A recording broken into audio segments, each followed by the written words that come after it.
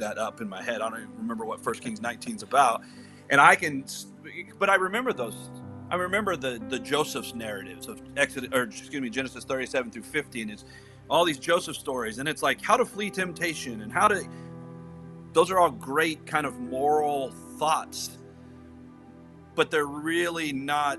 It's somewhat of a case of missing the point until you start to say, but those things are signposts pointing me in a direction to Jesus. And so I would add to that, I go, it's great to read, interpret, and live the Bible, but we are to do so as followers of Jesus.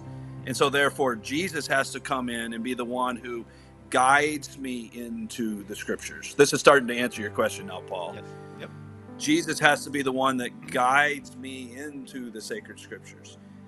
He has to be the lens through which I'm reading these texts. Yes, do I want to understand what the Joseph narrative meant to the Jewish people in those days and time? Yes. But I'm not Jewish.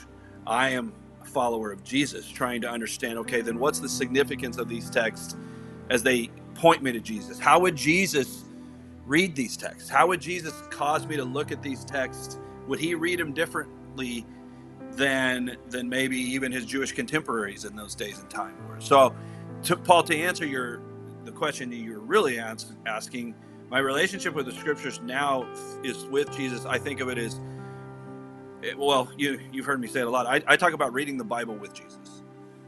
And the way I say it with Jesus, I say it for Jesus, and I say it through the lens of Jesus. I would actually put another preposition in there and say like Jesus. Like I really want to go in and model the way I read it, because anyway, I take us on a rabbit trail there. We can maybe come back to that. But those are the three, particularly with Jesus, meaning Jesus is my guide.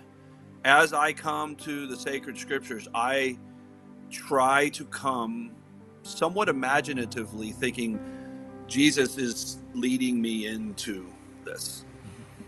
That I'm not just coming as an academic, or I'm not coming as a pastor, or I'm not coming as a person who wants to just get something. I'm coming and saying, okay, Lord, lead me into the story, lead me into these texts. But then I also say, okay, I'm going to read it for Jesus. How are these things pointing me to him? And then the one that always is the rub is, okay, then how do I start reading this through the lens of Jesus?